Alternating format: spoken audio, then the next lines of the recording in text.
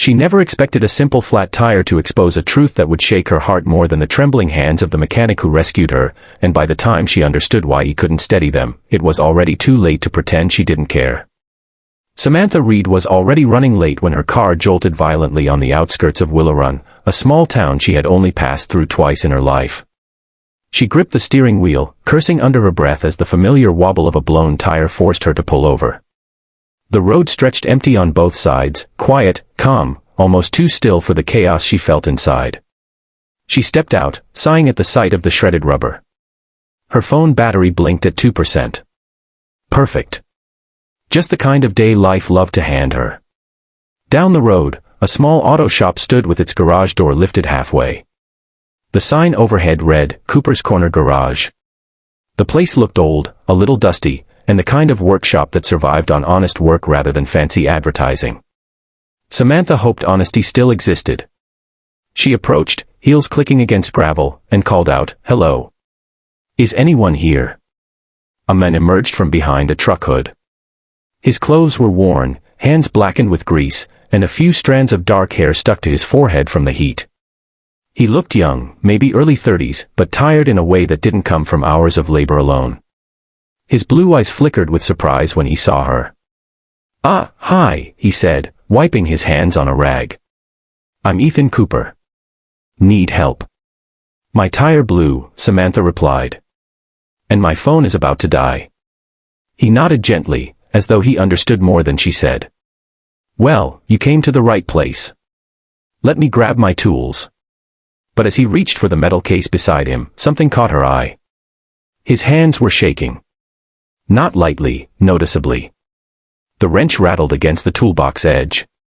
He steadied it quickly, but not before Samantha saw the tremor. "Are you okay?" she asked. He froze. "Yeah. Happens sometimes. Nothing to worry about."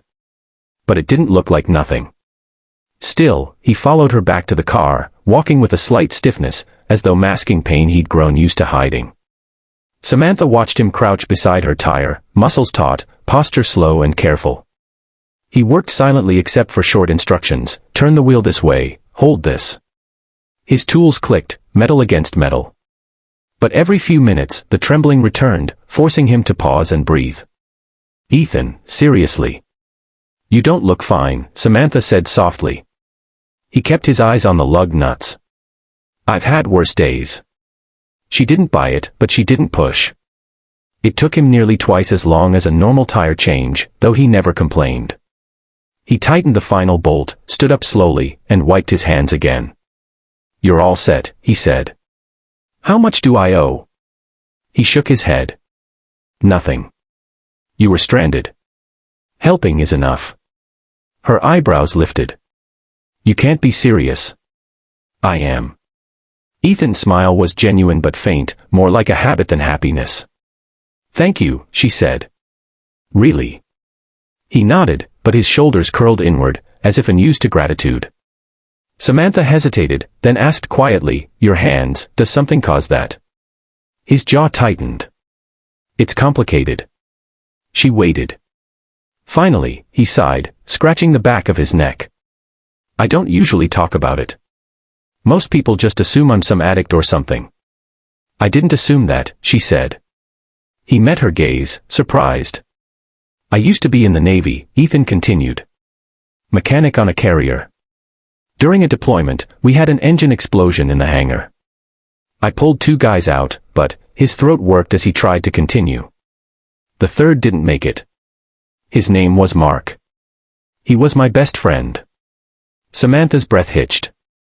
After that, the tremors started. The doctor said it's a mix of nerve damage and, well, trauma. They discharged me. Sent me home with meds and pamphlets. He let out a humorless laugh. "Been running this shop alone ever since." She softened.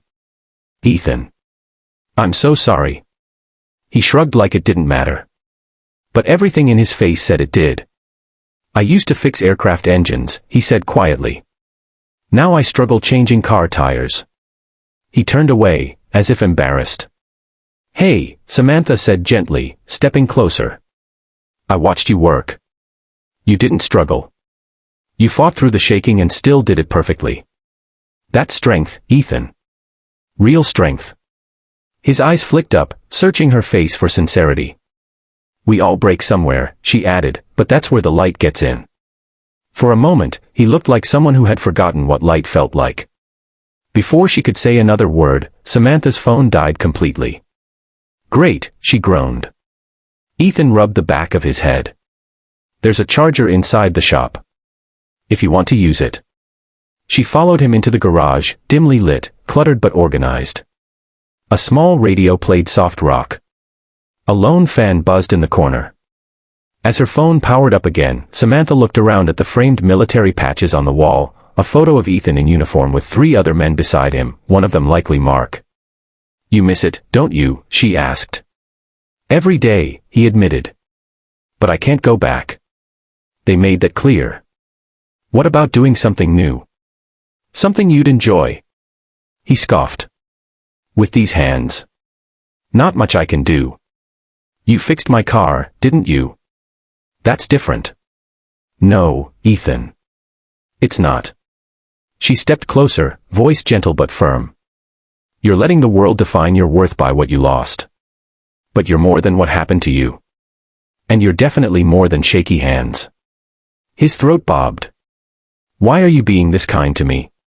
Because someone should be, she said. And because maybe you deserve to believe you're not broken. His eyes shimmered. Just slightly. Her phone buzzed, her boss. She silenced it. You don't have to stay longer, Ethan said. I'm sure you've got important things to do. Samantha smiled. Not more important than talking to someone who clearly needed a moment.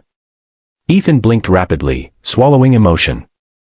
Then he sat on a stool, elbows resting on his knees. You know.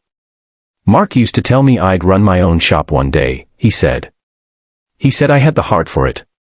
But after he died, it felt wrong to move on. Like I didn't deserve it. That survivor's guilt talking, Samantha replied. And it lies. He looked down. Ethan, honoring someone doesn't mean punishing yourself forever. He exhaled shakily. You sound like therapy, he teased weakly. Maybe you need a little therapy, she countered, smiling. He chuckled, a small, soft sound, but real. Minutes passed in comfortable quiet. Samantha noticed his hands again, still trembling, but less violently now. It gets worse when I'm stressed, he explained. And better when I'm calm.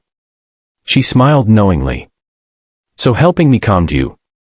He shrugged, bashful. I guess. The silence grew warm. You know, she said softly, you're not alone, Ethan. He glanced at her, surprised by the weight of her words. That's how it feels, he whispered. Most days. Maybe today doesn't have to be one of those days. Something in him shifted, like a door opening in a long-locked room. She finally checked the time. She needed to leave. But she paused at the garage exit. Ethan. Yeah. You ever think about hiring someone? Just so you don't run this place alone. He scoffed lightly. Who'd want to work with me? I would. His jaw dropped. You. She nodded casually. I'm not a mechanic, but I learn fast. And I'm not afraid of hard work. He stared at her, a mix of confusion and gratitude swirling in his expression. Why would you do that? He whispered.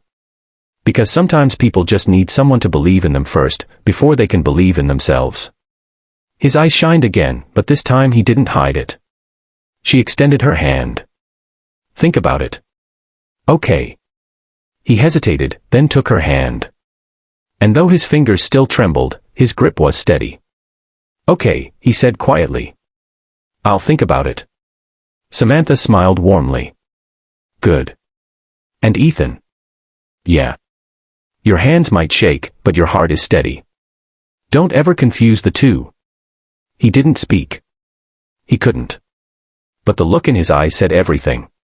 She stepped outside, the sun low behind her, casting long shadows that somehow felt less lonely now. As she drove away, she glanced back through the mirror. Ethan stood at the garage door, watching her leave, not with sadness, but with something like hope. Maybe even the beginning of healing.